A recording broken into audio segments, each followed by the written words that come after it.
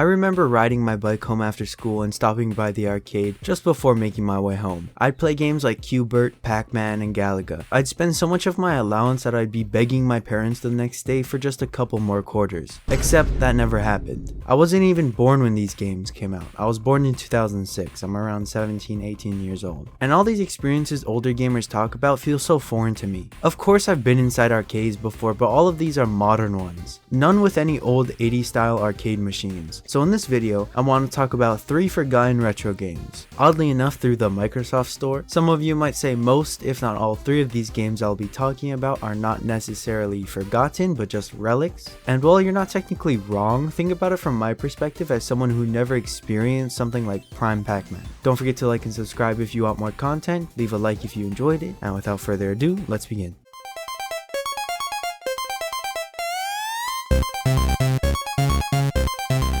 The first game on my list is PacMan. Everybody knows it, everybody loves it, no one plays it. Why would you, right? There's so many cool modern games, no one has time for PacMan. You got your Call of Duty, your Lethal Company, Overwatch, maybe not that last one, but everyone's got their games. Why invest time into something as old as PacMan? Well, if you'd never experienced games like we have now, PacMan would seem limitless. So many routes and strategies, how could gaming get better than this? Well gamers, let's jump back in time to experience PacMan. PacMan, yellow dude, ball guy. Eat the bits, run from the ghosts, and power up. That's it, right? Well, looking beyond the base mechanics, I actually found PacMan to be pretty difficult, and I play Souls games. Maybe it has something to do with the old code, but honestly the ghosts AI are extremely smart. They wander around and then seemingly start gunning for you out of nowhere. Run around the field, but make sure to save some power-ups because they can be used in a quick pinch to save yourself from those no good ghosts. Other than that, that's pretty much it. Once you collect all the bits, you advance to higher rounds which reset the bits and power-ups.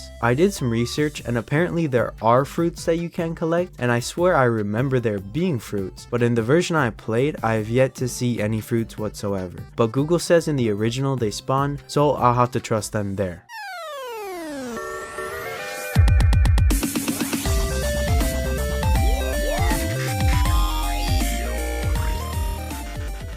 The next game we're gonna discuss is Galaga, by far my favorite of the 3 on my list. It honestly reminds me a lot of the Souls games, though with a lot less mechanics of course. In Galaga you start with 3 lives and a movable ship at the bottom of your screen. It can only be moved left to right, so make sure any inputs you make have meaning. Because in later rounds you'll not only have bullets thrown at you, but enemies themselves will start gunning for you. When you first start the game, you're introduced to some pretty simple enemies. After flying onto the field, they make their way into a fixed position. As each round continues, more and more groups of enemies will make their way on screen, accumulating into a giant mass of enemies that will slowly move left to right and then eventually downwards. You can't just dodge the entire time because like I said, they'll eventually start moving towards you, so you're kinda on the clock. Alongside moving, the only other tool at your disposal is shooting. If you don't hit anything, you shoot 2 bullets before a quick pause, then it's released, allowing you to shoot again. However, if you hit enemies in rapid succession, you're granted the ability to keep firing without an extended pause. Reaching the high score is basically your only goal, just like every other arcade game. But the game doesn't need much to work. It's simple. There's non-stop action that can provide fun at any time of the day. It doesn't need some incredibly complex experience that requires you to solve one of the 7 wonders of the world just to have fun. I would love to see a modern remaster of Galaga that has new enemy types, mechanics, and ships, but like I said, it doesn't need that to be fun. I find myself coming home from work being too tired to play any real games, so I just end up playing Galaga, and I find it to be a really enjoyable experience.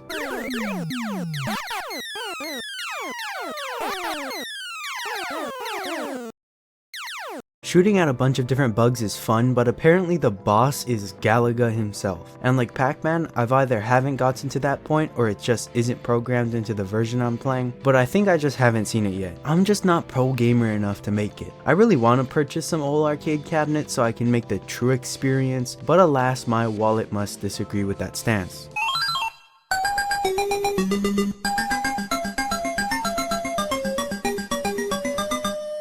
The third and final game that I'll be talking about is one that I have the least experience with, and it's titled Dig Dug. And to be 100% honest with you, it's off-brand PacMan. I know, it's made by Bandai Namco, but it feels as if PacMan took some gas station weed with his homies and found himself in a back alley. By all means, the game isn't bad, it's just not for me. The basis of the game is similar to PacMan without the bit eating. In Dig Dug, you run around a patch of soil, digging past enemies and dodging rocks. You can inflate them or outright kill them, as well as use the unstable rocks to drop down on them from above. Apparently, the two main enemies are called Pukas and Figars, which I could have never guessed because I used to call them Nerd Emoji Dude and Dragon Guy. But at the start of each round, the enemies begin in a hobbit hole, which I can only assume was dug up by some freak who enjoys randomly dug out areas. But after a few seconds, the enemies enter this floating stage in which they fly through the ground and reappear in any hole that was dug or is pre-placed. I forgot to mention that as you move, you dig, which is where the name of the game comes from. A guy named Doug that digs. Pretty self-explanatory there. Like I explained before, Dig Dug and PacMan are very similar, but most of the techniques you can use in PacMan actually can be used in Dig Dug as well. I don't really know what the point of Dig Dug is other than score, because in later rounds I don't really see much of a change. One of the changes I do see is that more enemies eventually spawn at the start of each round, but it's a bit unproportional. It's a bit cooler than PacMan in that regard because the difficulty steadily increases for the most part, but I digress. As cool as PacMan is, I would love to see a modern day remaster similar to what I wanted with a remaster for Galaga. New enemies, power-ups, graphics,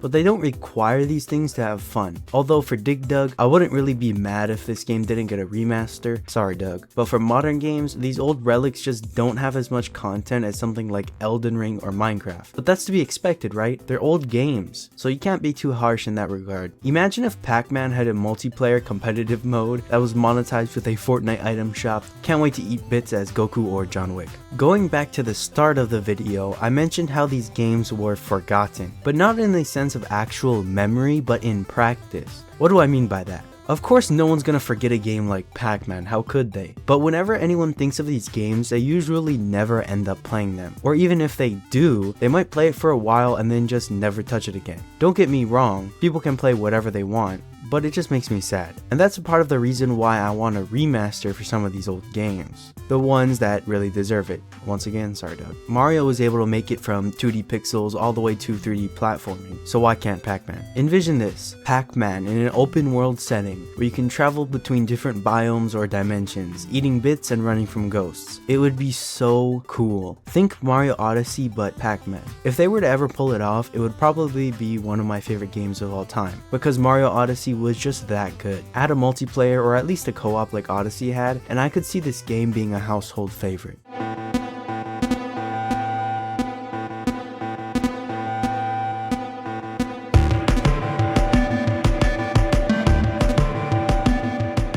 In conclusion, PacMan, Galaga, and Dig Dug are some of my favorite retro games of all time, but unfortunately have just been lost to time. And there's no real fix to this. Some things come, some things go, and people are always gonna change. People are always gonna want to play new things. But hopefully with time, people will look back on these games and really enjoy them for what they were, just as I have. And hopefully that might inspire the companies behind these great relics to open their hearts and give us some more great experiences. Don't forget to like and subscribe if you enjoyed, but I'm Cookie Blitz, wishing you a wonderful day, signing out.